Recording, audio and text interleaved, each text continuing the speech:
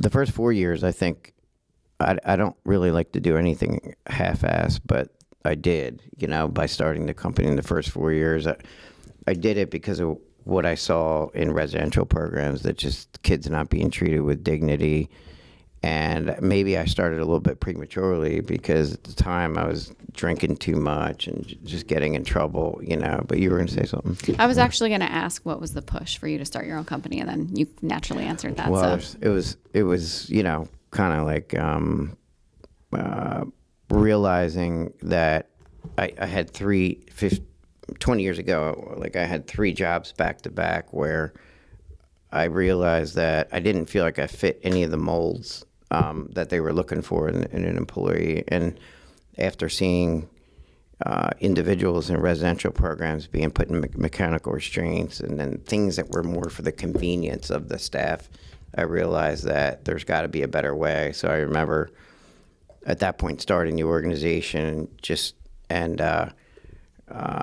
that was a tough time to do that. And then 4 years later, the pressure got to the point where 4 years later, drinking started increasing. A lot of pretty bad habits started to occur. And at that point, I can't think of a time that behavior science came in at a better time for me to apply it. What I realized is that I'm like, I can't just be a behavior analyst during 9 to 5 hours. You know what I mean? That I got to apply this all the time in order to get out of this rut. But that 15 years ago or whatever, it was like everything happened at the same time. Bankruptcy. First it was like chapter 13 or something. Then I was so broke, it went down to chapter 7, which is better, by the way. for the. I was going to say, so you learn something new every day. Yeah. So I was there. Then I got, and then I was I got divorced. I didn't want that either. The hard part was not being able to see my daughter, Olivia. So, when there's certain things that occur that you're like, I got to make a change. So, and then I guess the other bad part was really not having somewhere to stay. So when you hit that rock bottom, I just remember waking up on some of the places I woke up.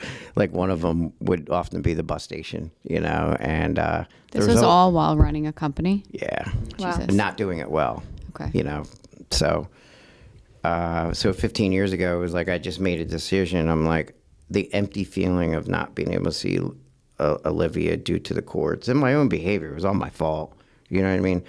Is when I remember waking up one day and just making a list. What are the things that are getting in the way of all the things I care about the most? And it turned out it was the drinking.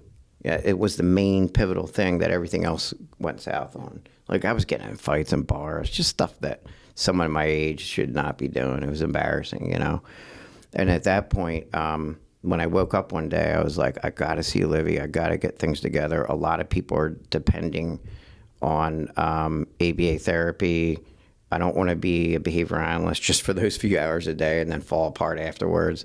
And at that point, I remember just waking up and going for a jog and then keeping a kind of like a gratitude journal all along the way of the things I was grateful for. And at the time, there wasn't much because I was in debt to the IRS a lot. And when you owe the IRS money, you never get out of that unless years go by and you work out a solution.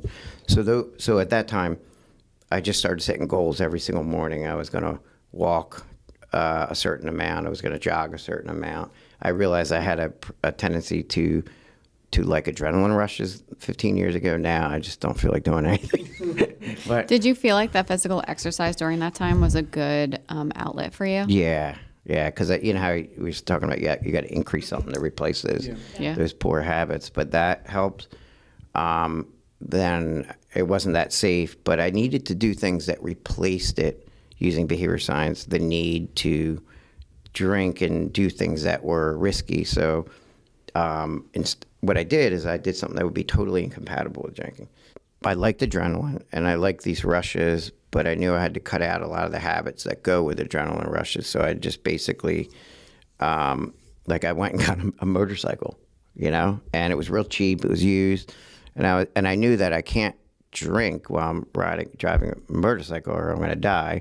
So that was like one of the first steps to strengthen something that would replace